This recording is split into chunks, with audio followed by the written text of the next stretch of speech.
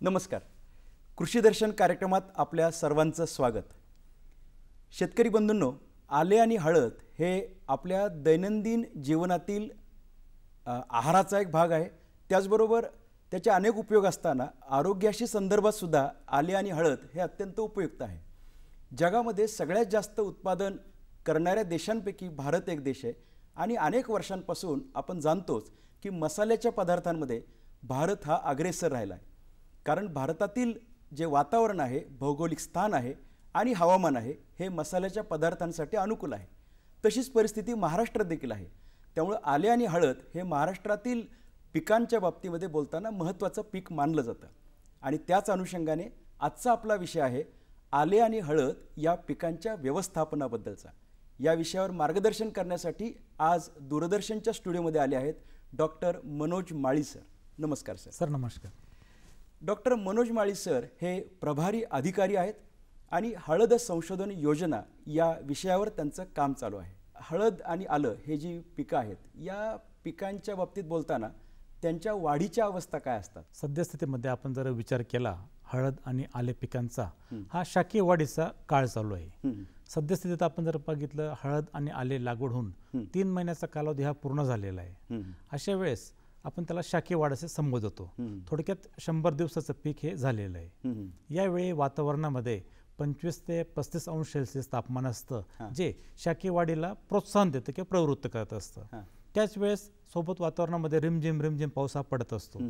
अशा रिमझिम पावसामुळे हळद आणि आले पिकांना फुटवे फुटतात जे उत्पन्नाचा मुख्य स्रोत असतात. म्हणजे या वातावरणामध्ये शाकीय वाढ होत असते आणि या शाकीय वाढीमध्ये एकूण हळद पिकाचा कालावधी हा 9 महिन्याचा आहे. आले पिकाचा देखील कालावधी हा 8 ते 9 महिन्याचा आहे. मग या 8 ते 9 महिन्यामध्ये हळद आणि आले पिकांना किती पानं येतील, पानांचा आकार किती राहील किंवा खोडांची संख्या किती राहील हे संपूर्ण या शाकीय वाढीमध्येच ते ठरत असतं. आंतरमशागत म्हणजे नेमकं काय, खास करून या पिकांच्या बाबतीत बोलताना? हळद आणि आले पिकं जेव्हा उगवून येत असतात आणि ते 3 महिन्याचे पूर्ण झाले असतात त्यावेळेस आपण पीक उभं असताना काही मशागतीची कामंही करत असतो. त्या कामांना आपण आंतर मशागत असे संबोधत असतो. यामध्ये आपण जर बघितलं हळद पिकामध्ये मातीची भर लावणे किंवा भरणी करणे किंवा आले पिकात आपण त्याला उंटाळणी शब्द म्हणतो. त्यासोबत खतांचं व्यवस्थापन करणे, पाण्याचं व्यवस्थापन करणं, तणांचं नियंत्रण करणे, फुलांचे दांडे न काढणे, आंतर पिकांची लागवड करणे इत्यादी बाबी या संपूर्ण जे काही कार्य म्हणजे जे कामाचा भाग आहे हे संपूर्णतः आंतरमशागत या बाबीमध्ये समाविष्ट होत असतं. या दोन्ही पिकांच्या बाबतीत बोलताना भरणी म्हणजे नेमकं काय त्याबद्दल जरा माहिती सांगा. हळद आणि आले पिकांचे पावसामुळे खोडाजवळील माती बाजूला वाहून जाते, परिणामी कंद उघडे पडतात, सूर्यप्रकाशात सान्निध्यात येऊन ती खराब होतात किंवा ती हिरवी पडून पिवळी होतात, खराब होतात. मग अशा वेळेस 2 लागवड केलेल्या गड्ड्यांमधील माती असेल किंवा सरीमधील माती असेल ती 1.5 ते 2 इंचीच्या शिपीच्या कुदळीने खोदून काढणे आणि ती माती या हळदीच्या खोडावर, नवीन येणाऱ्या हळकुंडांवर झाकणे म्हणजेच याला आपण मातीची भर लावणे किंवा भरणी असे म्हणत असतो. हे कामकाज साधारणतः 3 महिन्याची अवस्था असताना आपण करण्याची शिफारस केलेली आहे. सगळ्यात महत्त्वाची गोष्ट म्हणजे पाण्याचे व्यवस्थापन. तर कशा पद्धतीचं सिंचन त्याला हवं आहे का, कोणत्या प्रकारच्या माध्यमातून आपण पाणी या पिकांना पुरवायचं आहे? हळद आणि आले पिके ही जवळजवळ वार्षिक स्वरूपाची पिकं असतात. त्यामुळे पाऊस सुरुवातीला जर पाऊस नसेल तर त्यावेळेस आपण त्याला पाणी देऊन त्यांची लागवड केलेली असते. सद्यस्थितीमध्ये यावेळेस महाराष्ट्रात पावसाचं प्रमाण चांगलं आहे, त्यामुळे साहजिकच फुटवे वगैरे भरपूर फुटलेले आहेत, पिकांची वाढ चांगली आहे. मग अशा वेळेस पावसाचा अंदाज घेऊन आणि जमिनीचा पोत पाहून आपण पाण्याचा निर्णय हा ठरवावा. जमिनीमध्ये पाणी पुरेसे असेल तर आपल्याला पाणी देण्याची आवश्यकता नाही. आणि ज्यावेळेस पावसाचा ठिकाणी एका ठिकाणी खंड पडला असेल किंवा उघडीत दिली असेल त्यावेळेस मग आपण मातीचा पोत बघून ज्याला आपण वापसा म्हणतो ते समजून पाण्याचं नियोजन हे करायचं असतं. बऱ्याचदा शेतकरी बांधव काय करतात, गादी वाफ्यावर या पिकांची लागवड करतात हां, आणि ते ठिबक पद्धत, ज्याला आपण आधुनिक सिंचन पद्धत म्हणतो, त्याचा अवलंब हे करत असतात. मग बरेच शेतकरी बांधव म्हणतात की बाबा ठिबकने पाणी हे थेंब थेंब स्वरूपात पडतं, तर ते सतत ठिबकचा संच हा चालू ठेवतात.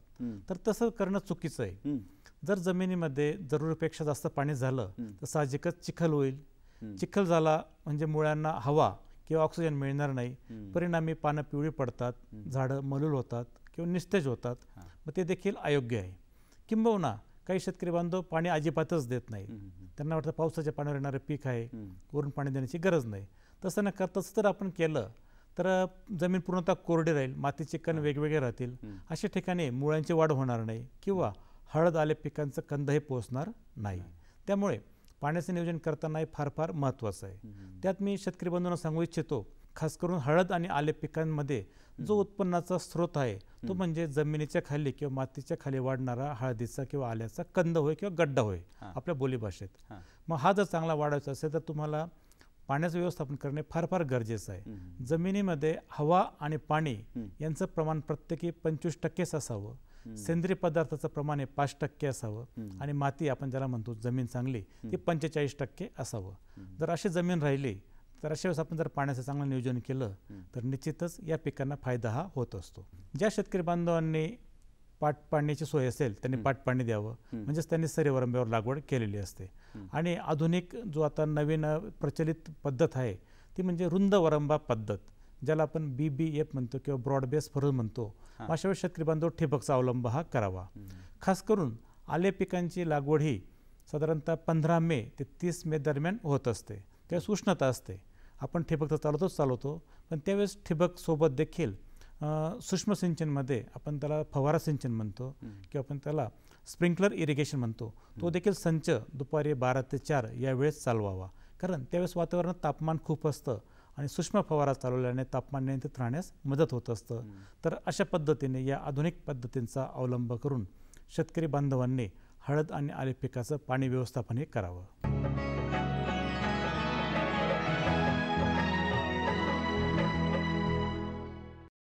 खतांची सुद्धा एक प्रकारची रचना, त्याबद्दलचं नियोजन करणं गरजेचं आहे. काही ठिकाणी सेंद्रिय असेल, रासायनिक खतं असतील, ज्या प्रकारातून या पिकांचं चांगलं पोषण होऊ शकेल. निश्चित. तर याबद्दल तुम्ही जरा माहिती सांगा. हळद आणि आले पिकांच्या वाढीसाठी देखील एकूण 16 अन्नद्रव्यांची आवश्यकता असते. आता शेणखतांमध्ये सेंद्रिय खताला आपण शेणखत असे म्हणत असतो. जर चांगलं कुजलेलं शेणखत 1 हेक्टरसाठी 25 टन एवढा वापर हा करावा. जसं आपण पोळी भाजी खातो तसं जमिनीसाठी शेणखत हे त्याचं मुख्य अन्न आहे. आणि ज्या प्रमाणात आपण इतर वस्तू खात असतो तशी त्याला रासायनिक खतं असतात. मग 25 टन प्रति हेक्टरी शेणखत हे हळद आणि आले पिकाला हे मिळायलाच पाहिजे. आणि हे आपण लागवड करताना देण्याची शिफारसी केलेली असते. त्याच वेळेस शेतकरी बांधव देत असतात. हळद पिकाचा जर विचार केला तर रासायनिक खत मात्रामध्ये हळद पिकाला 200 किलो नत्र, 100 किलो स्फुरद आणि 100 किलो पालाश प्रति हेक्टरी हे द्यावी लागतात. जर अशा पद्धतीने त्याला योग्य प्रमाणात खतं मात्रा मिळाली तर आपल्याला चांगलं उत्पादन, अपेक्षित उत्पादन हे मिळत असतं. आता या खतांची देखील विभागणी करावी लागते. आपण सुरुवातीला चर्चा केली, शेणखते जमीन तयार करताना शेतकरी बांधव हे देत असतात. रासायनिक खतामध्ये संपूर्ण स्फुरद म्हणजे 100 किलो स्फुरद, 100 किलो पालाश हे जमीन तयार करताना किंवा हळद लागवड करतानाच ती द्यावी. रासायनिक खतामध्ये नत्र हा घटक महत्त्वाचा आहे. 200 किलो नत्राची शिफारस आहे. तर नत्राचा पहिला हप्ता, थोडक्यात आपण त्याला म्हणूया 50% नत्र हे हळद उगून आल्यानंतर किंवा थोडक्यात लागवडीनंतर 45 दिवसांनी द्यावं. आपल्या बोलीभाषेत ते 1.5 महिन्याने द्यावं. कारण कंदवर्गीय पिकांना उगून यायला वेळ लागतो. हळदीची पूर्ण उगवण व्हायला 26 ते 27 दिवस लागतात. मग त्यावेळेस ते खत दिलेलं चालणं की लागू पडत नाही पिकाला. म्हणून आपण म्हणतो हळदीमध्ये नत्राचा पहिला हप्ता, थोडक्यात 50% नत्र खत ही लागवडीनंतर 1.5 महिन्यांनी द्यावी. त्यानंतर राहिलेल्या नत्राचा दुसरा हप्ता, आताच आपण जो सुरुवातीला चर्चा केली भरणी म्हणजे काय, तर भरणी करताना हा राहिलेला नत्राचा दुसरा हप्ता किंवा 100 किलो नत्र हे द्यावं. त्यासोबतच भरणी करत असताना हेक्टरी 2 टन किंवा एकरी आपण 800 किलो म्हणूया, थोडक्यात 8 क्विंटल निंबोळी पेंड किंवा करंजीची पेंड ही द्यावी. त्यासोबत सूक्ष्म अन्नद्रव्यामध्ये हेक्टरी 25 किलो फेरस सल्फेट आणि 25 किलो झिंक सल्फेट ही सगळी मात्रा भरणीच्या अगोदर द्यावी. त्यानंतर आपण मातीची भर ही लावावी. त्यामुळे काय होतात, दिलेली रासायनिक खते मातीमध्ये योग्य प्रकारे मिसळली जातात, मुळांच्या कक्षात ते पडतात, त्यांचा कार्यक्षम वापर हा होत असतो. आले पिकामध्ये 120 किलो नत्र, 75 किलो स्फुरद आणि 75 किलो पालाश प्रति हेक्टरी देण्याची शिफारस या आपल्या हळद संशोधन केंद्र कसबे डिग्रस इथून केलेली आहे. ही संपूर्ण खत मात्रा जर मिळाली, निश्चितच आल्याचे देखील चांगले फुटवे फुटतात, अधिक प्रमाणात उत्पादन मिळण्यास मदत होत असते. यात देखील संपूर्ण स्फुरद आणि संपूर्ण पालाश लागवडीच्या वेळेस द्यावं. नत्राच्या याच्यात देखील 2 भाग करावे. 120 किलो नत्राचे 60 किलो नत्र हे आलं उगून आल्यानंतर 1 महिन्याने द्यावं. तर राहिलेला दुसरा भाग हा भरणीच्या वेळेस, ज्याला आपण आले पिकामध्ये भरणी शब्द न वापरता उंटाळणी हा शब्द वापरत असतो, तर त्यावेळेस ते द्यावं. त्यासोबतच हेक्टरी 2 टन निंबोळी पेंड, 25 kilo ferrous sulphate, 25 kilo zinc sulphate ही दिली असता या दोन्ही पिकांचं रासायनिकदृष्ट्या आणि सेंद्रियदृष्ट्या चांगलं व्यवस्थापन होण्यास मदतही होत असते. हळद आणि आले या पिकांमध्ये जे तण येतात यांचं नियंत्रण आपण कशा पद्धतीने करू शकतो? फार पुरातन काळापासून म्हण आहे, तण खाई धन. आपण जे काही खतं टाकतो ती तणाला जर लागू पडली तर तणच वाढतात. तर अशा वेळेस हळद आणि आले पिकात शेणखताचा वापर हा मोठ्या प्रमाणात करावा लागतो. कंदवर्गीय पीक असल्याने साहजिकच या शेणखतामध्ये तणांचं बी मोठ्या प्रमाणात असतं आणि ते जमिनीत उगवून बघच तणांची वाढ ही होत असते. आता सद्यस्थितीत आपण जर बघितलं, हळद आले पीक हे 3 महिन्याची झालेली आहेत, म्हणजे बऱ्यापैकी पीक उगवून आलेलं आहे. अशा वेळेस आपल्याला कुठल्याही प्रकारचं तणनाशकाची फवारणी करता येत नाही. या दोन्ही कंदवर्गीय पिकांमध्ये उगवण पश्चात कुठल्याही तणनाशकाची अद्याप शिफारस झालेली नाही. मग अशा वेळेस आपल्याला कोळपणी करता येते बैलांच्या साह्याने, किंवा सायकल कोळपणी करता येते, किंवा आपण सुरुवातीला म्हटलं भरणी जर केली तर त्यावेळेस देखील तणांचा नायनाट होण्यास मदत होत असते. सगळ्यात महत्त्वाचं म्हणजे जरी तण झालेच तर मग अशा वेळेस लागवडीनंतर 60 दिवसांनी, 90 दिवसांनी आणि 120 दिवसांनी एकदा आपण मजुरांच्या साह्याने खुरपणी करून शेत हे तणमुक्त ठेवावं लागतं. आणि एकदा 120 दिवसांचा कालावधी झाला त्यानंतर पानांची वाढ वगैरे चांगल्या प्रकारे होते, तर जमिनीपर्यंत सूर्यप्रकाश पोहोचत नाही, परिणामी तणांची वाढ देखील होत नाही. जसं तणाची समस्या आहे तशीच कीड आणि रोग आले आणि हळद यांच्यावरती कशा पद्धतींचा परिणाम होतो आणि आपण त्याची काळजी कशी घ्यावी? तर हळद आणि आले या पिकावरील सगळ्यात महत्त्वाची किंवा घातक किंवा अधिक नुकसान करणारी कीड म्हणजे कंदमाशी, ज्याला आपण रायझोम फ्लाय असे संबोधतो. ही माशी कशी ओळखायची? ज्याप्रमाणे आपल्या घरामध्ये माशी असते त्याच आकाराचे, पण त्याचं शरीर थोडं मोठं असतं आणि शरीरापेक्षा पाय मोठे असतात. पायांचा पुढचा भाग हा पांढऱ्या रंगाचा असतो आणि पंखही पारदर्शक असतात. ज्यावेळेस शेतकरी बांधव शेतामध्ये फेरफटका मारतात त्यावेळेस ती माशी उडताना आपल्याला दिसत असते, एका पानावरून दुसऱ्या पानावर. हिचं नुकसानीचं स्वरूप म्हणजे काय करते, ही कंदमाशी उघड्या राहिलेल्या कंदांवर अंडी घालते. 4 ते 6 दिवसात ती अंडी उपतात. अंड्यातून नवजात आळ्या बाहेर पडतात, ज्यांना पाय नसतात, आणि या आळ्या संपूर्णतः कंदावर त्यांची उपजीविका करतात, म्हणजेच कंदाचं ते नुकसान करत असतात.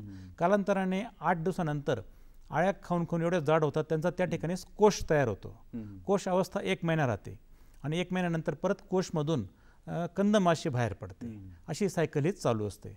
माशास आपल्याला या कंदमाशीचं नियंत्रण करणे फार फार गरजेचं असतं. यासाठी आपल्या डिग्रस येथील हळद संशोधन केंद्राने एक खास उपयुक्त पद्धत विकसित केलेली आहे किंवा शोधून काढली, ती म्हणजे एरंडीच्या बियांचं आमिष. एरंडीच्या बिया घ्यायच्यात, 1/2 किलो मोजून घ्याव्यात, त्या 250 ग्रॅम. त्या आडव्या हुब्या भरडून घ्याव्यात, थोडक्यात ते चेचून घ्याव्यात आणि एका घमेल्यामध्ये ते 1/2 किलो बिया घ्यायच्यात फोडलेल्या, त्यात 1 लिटर पाणी टाकायचं आणि थोडंसं 1 ते 2 ग्रॅम इस्ट टाकायचं आणि हे भांडं 8 दिवस एका बंद खोलीत ठेवायचं. 8 दिवसात एरंडीच्या बिया या पाण्यामध्ये चांगल्या प्रकारे मुरतात आणि त्याला एक ठराविक उग्र वास येतो असतो. 9व्या दिवशी ते भांडं आपण शेतात जर ठेवलं तर सर्व प्रकारच्या कंदमाशा त्याकडे येऊन आकर्षल्या जातात आणि त्या भांड्यात त्या मरून पडतात. सगळ्यात चांगली, प्रभावी आणि सेंद्रिय शेती करणाऱ्या शेतकरी बांधवांसाठी चांगली उपाययोजना आहे, कमी खर्चिक आहे. बऱ्याचदा शेतकरी बांधवांना क्विनॉल फॉसची वगैरे फवारणी करतात, पण जसं आपण फवारणी करत जाऊ तशी माशी पुढे पुढे उडत जाते, त्याचं नियंत्रण होत नाही. दुसरी कीड जर आपण बघाल तर म्हणजे हुमणी. हुमणीची आळी अवस्था असते, ती काय करते, सुरुवातीला सेंद्रिय पदार्थ ते खात असते, त्याच्यावरती उपजीविका करत असते. कालांतराने सेंद्रिय पदार्थ जेव्हा संपतात, त्यांचं विघटन होतात, त्यांचं ह्युमस तयार होऊन ती पिकाला लागू पडतात, मग आळीला खायला काही नसतं, मग ती मुळं कुरतडते. मुळं कुरतडली म्हणजे जी तंतुमय मुळं असतात त्यांचं कार्य थांबतं, ती पोषण द्रव्ये शोषू शकत नाही, पाणीचं शोषण करू शकत नाही, परिणामी पीक मलूल पडतं, पानं पिवळी पडतात, निस्तेज होतं. आपण जर उपटून बघितलं झाड, त्या ठिकाणी आपल्याला हुमणीच्या पांढऱ्या रंगाच्या आळ्या ह्या आढळून येतात. मग यासाठी देखील बरेच शेतकरी बांधव मोठमोठी महागडी कीटकनाशक वापरतात आणि ती तात्पुरतीच त्याचा परिणाम होतो. औषध जमिनीत पडलं तर आळी स्वतःचा बचाव करते, ती जमीन अधिक खोलवर जाते. औषधाचा मात्रा संपले तर आळी परत बाहेर येते, नुकसान करते. मग अशा वेळेस देखील आपल्या संशोधन केंद्राने मेटॅरायझेम हे जैविक उमनीनाशक औषध विकसित केलेलं आहे. याची वापरण्याची एक पद्धत आहे सर. साधारणतः शेताच्या कडेला पालापाचोळ्याचा ढीग करायचा, त्या ठिकाणी 4 ते 5 किलो मेटॅरायझेमची पावडर 1 एकर क्षेत्रासाठी टाकायची. त्याला 5-6 दिवस चांगलं पाणी मारायचं, म्हणजेच ती मेटॅरायझेम पावडर सेंद्रिय पदार्थांवरती वाढायला सुरुवात होते.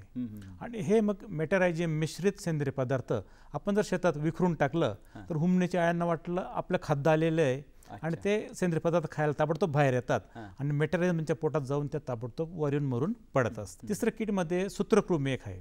सूत्रकृमी हा डोळ्यांना न दिसणारा कीटक आहे. तो मुळांना इजा करतो आणि त्या ठिकाणी घर करून तो राहतो. परिणामी मुळांचं कार्य थांबतं, अन्नद्रव्य पाणी दिलेली खत मात्र ते शोषू शकत नाही, पिकाची वाढ जागेवरच थांबते. मग अशा वेळेस आपण जर भरणी करताना निंबोळी पेंटचा चांगला वापर केला असेल तर नेमॅटोड येत नाही. म्हणून आपण आग्रह करतो किंवा भरणी करताना हेक्टरी 2 टन निंबोळीची पेंड किंवा करंज पेंटचा वापर हा करावा. तरी त्या व्यतिरिक्त जरी कीड आलीच तरी मग पॅसिलोमायसिस हे जैविक नेमॅटोसाइड आहे, त्याचा आपण वापर करू शकतात. किंवा आपण त्याला सापळा पिकं म्हणतो, ट्रॅप क्रॉप, जसं की हळदीच्या किंवा आल्याच्या पिकांच्या ओळीमध्ये काही ठिकाणी झेंडूची रोपं लावणे. कारण झेंडूमध्ये एक विशिष्ट रासायनिक द्रव्य स्रावत असतं आणि त्याभोवती मग नेमॅटोड किंवा या सूत्रकृमी त्या ठिकाणी वाढत नाहीत.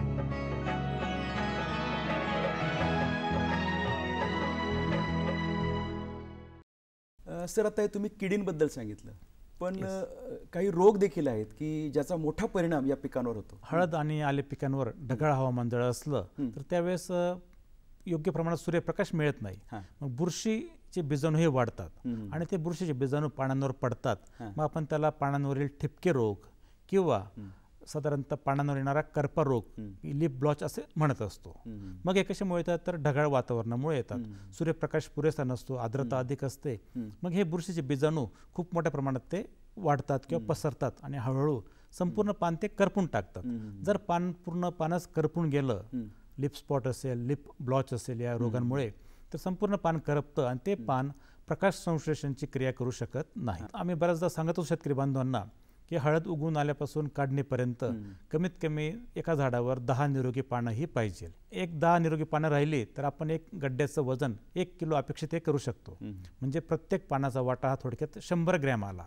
अशा वेळेस ही पानं निरोगी राहणे फार फार गरजेचं आहे. मग हे पानांवरील जे ठिपके आहेत किंवा पानांवरील करपा रोग आहेत हे येऊ नये यासाठी मग बुरशीनाशकाची फवारणी करावी लागते. यासाठी जे शिफारस केलेले बुरशीनाशक आहेत जसं की मॅन्कोझेब आहे किंवा प्रोपिकोनॅझोल आहेत, यांची ठराविक किंवा शिफारस केल्याप्रमाणे 2 ग्रॅम प्रति लिटर किंवा 2 मिली प्रति लिटर या प्रमाणात त्यांची फवारणी ही करावी. आणि सगळ्यात महत्त्वाचा रोग तो म्हणजे कंदकुज, जो दोन्ही म्हणजे हळद आणि आल्यावर तो आढळत असतो. आता कंदकुज का होतो? जर आपण भरणीच केली नाही तर कंदमाशी अंडे घालते. कंदमाशीचा जीवनक्रम संपल्यावर तो हुगडा कंद त्याच्यावर मग जमिनीतील हानिकारक बुरशी वाढतात, जसे की रायझोक्टोनिया असेल, अल्टरनेरिया असेल, पिथियम असेल, या हानिकारक बुरशी असतात. मग ह्या कंदावर वाढतात आणि संपूर्ण कंद हा कुजून जातो. म्हणून आपण त्याला कंदकुज रोग म्हणतो किंवा गड्ड्या कुजव्या रोग असं म्हणत असतो. हा मोठा हानिकारक रोग आहे सर. जर असं नियंत्रण नाही केलं तर 30 ते 40% उत्पादनात घट येते. आणि याचं नुकसान आपल्याला केव्हा समजतं? ज्यावेळेस आपण हळद किंवा आले पिकाची काढणी करतो त्यावेळेस कळतं की संपूर्ण गड्डा हा कुजलेला आहे, याच्यात निरोगी गड्डा काहीच नाही. मग याचं नियंत्रण करणे फार फार महत्त्वाचं असतं. सगळ्यात सुरुवातीला चर्चेलेली बाब म्हणजे आंतरमशागत, त्यात प्रमुख बाब म्हणजे भरणी. आपण जर भरणीच वेळेवर केली, योग्य वेळेने दिशेने केली, योग्य मात्रेने केली, संपूर्णपणे कंद नीट झाकले तर कंदमाशीला अंडे घालायला जागा मिळणार नाही आणि तोच कंद पुढे जाऊन कंदकुज रोगाला बळी पडणार नाही. म्हणजे कंदकुज रोगाला देखील पहिली उपाययोजना म्हणजे मातीची भर लावणे. दुसरं कंदमाशींचं नियंत्रण करणे. जर आपण एरंडीच्या बियांचं आमिष सप्टेंबर किंवा ऑक्टोबर महिन्यात जर शेतात ठेवलं, सर्व प्रकारच्या कंदमाशा मरून पडतील. एवढं करून देखील जरी कंदकुज आला तर तो येतो जमिनीत असणाऱ्या अतिरिक्त पाण्यामुळे.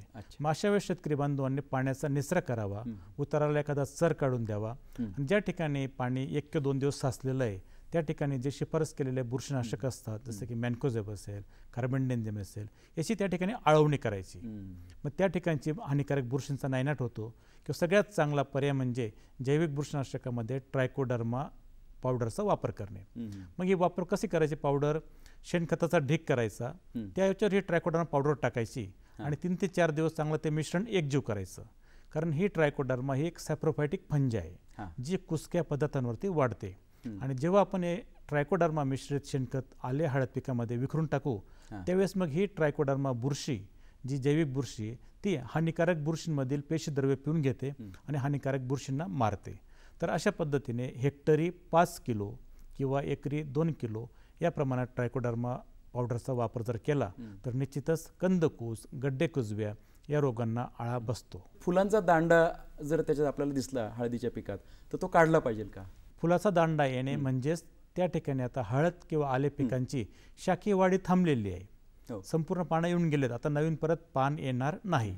पानांची वाढ होईल पण नव्याने पान येणार नाही. हे त्याचं द्योतक आहे. म्हणजे शाखीय वाढ पूर्ण झाली, आता जमिनीमध्ये हळकुंड किंवा आल्याची बोटं फुटायला सुरुवात झाली, याचं ते एक इंडिकेटर, त्याचं ते द्योतक आहे.